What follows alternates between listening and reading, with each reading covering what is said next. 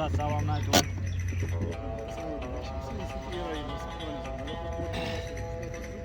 Ruxsat sababini.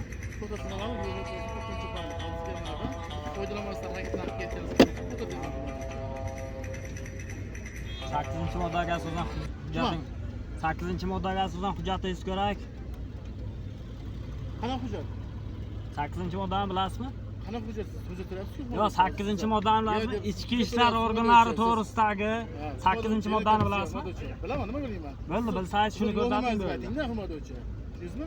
Sizga haydovchiga uxlamaysizmi?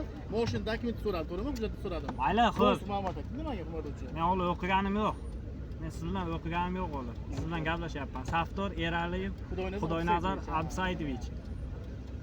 Amal qilish muddati 30-yil 27-sentyabrgacha amal qiladi. Bo'ldi. Ko'krak nishoningiz CD 0268. Siz nima sababdan xavfsizlik kamaridan foydalanmasdan kelyapsiz, hurmatlovchi? Mana aka. Yo'l harakati qoidasiga amal qilmasdan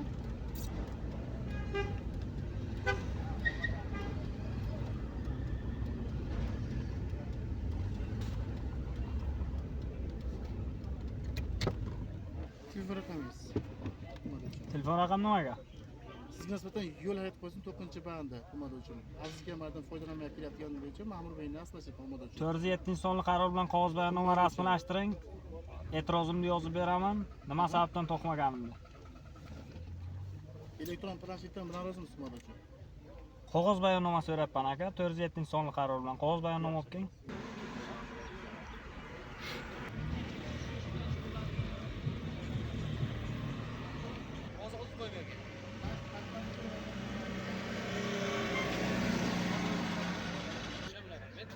Hurmatlovchi, mana telefon raqamini ayting. Raqamni qo'ying, hurmatlovchi. O'qing, e'tirozimni yozaman aka orqasiga. Tuman. O'qing, orqasiga e'tirozimni yozaman. Yangi qarorlar bilan ogohlantirish berilmaydi-ya. Ha?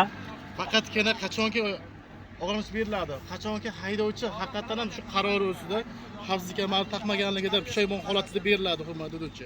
Siz haydovchi xavfsizlik kamaridan foydalanmaganingizda pushaymon emassiz, hurmatlovchi. Yo'q, pushaymon emas deganim yo'q. Sizga men birinchi marta olish bermayman, hurmatlovchi. Siz qachonki men bir sizga marta kamarni taqilmay yo'q, men sizga hozir pushaymon emasman dedim men sizga. Siz hozir naqanli yo'q. Siz hozir yo'q. Mashinangizga shu gay xodimdan kechirim iltimos boshida kechirim so'rashim kerak. Kechirim so'raysan deysizmi? Men sizdan nimaga kechirim so'rashim kerak? Savolimga javob bering. Men kechirim so'ramayman, hurmatlovchi. Hozir aytasiz-ku. Mana kameraga tushyapti-ku, aytasiz-ku hozir.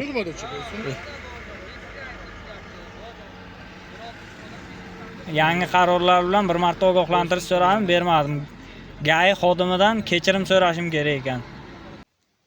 Ma'muriy ogohlantirish berish tartibi 2026-yil 4-fevralda qonun bilan joriy etilgan. Ushbu qonun bilan ma'muriy javobgarlik to'g'risidagi kodeksga o'zgartirishlar kiritilgan.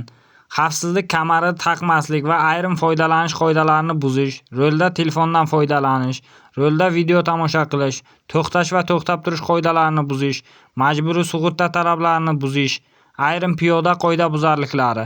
Bu ogohlantirish odatda yozma yoki elektron shaklda beriladi va bir shaxsga 1 yil davomida bir martadan ortiq qo'llanilmaydi, deyapti. Bu YPX xodimi menga aytayapti, mendan kechirim so'rasangiz, boshliq shunday bo'lib qoldi desangiz, men sizga ogohlantirish berishim mumkin, deyapti. Mendan aytmayapti-ki, siz qoidabuzarligingizdan pushaymonmisiz, sizga men bir marta ogohlantirish bermoqchiman deb mendan so'ramayapti-da.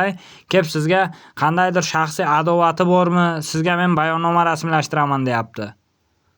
Ogohlantirish berilmas degan muhtaram prezidentimizni chiqargan qonunlarini, chiqargan qarorlarni suiiste'mol qilib bayonnoma rasmiylashtirilyapti. Men xavfsizlik kamaridan foydalanmaganligim uchun GAI xodimidan tushib kechirim so'rashim kerak ekan. Mana, qonunning qayerda kiritilganini ham aytib o'tmadingiz-da, sizdan kechirim so'rashligimda.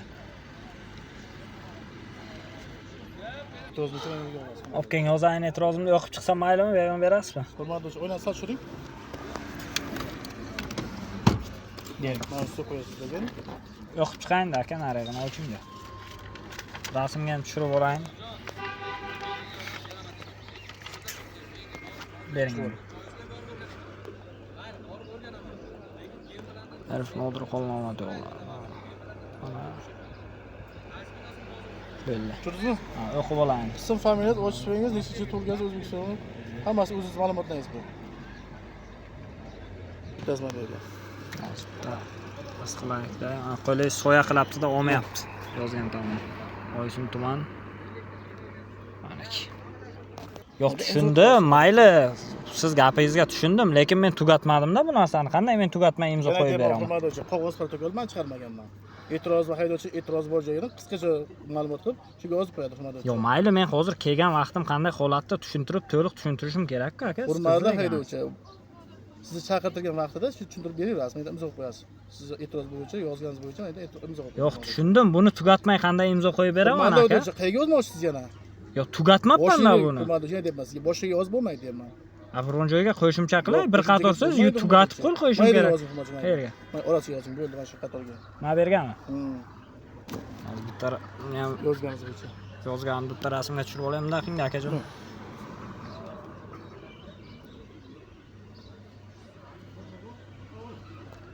Mana shu yergami? Ha, imzo qo'yish shu.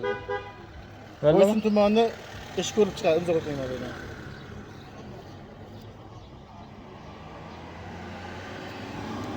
Xavfsizga ma'ta qo'ying hurmatli. Yo'l harakat qoidasiga har doim amal qiling.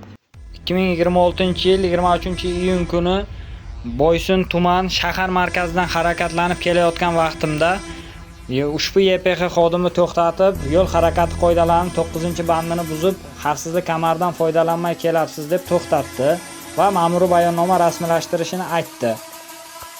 Men qoidabuzarligim bo'yicha birinchi marta ogohlantirish so'raganimda YPX xodimi mendan kechirim so'rashingiz kerak, boshliq shunday bo'lib qoldi deganingizda men qo'yib yuborardim deb menga javob qaytardi.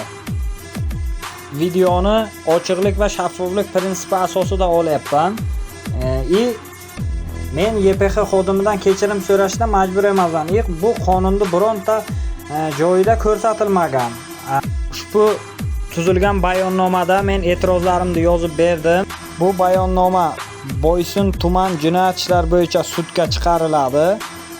Suddagi jarayonlar ham to'liq YouTube kanalida qo'yiladi.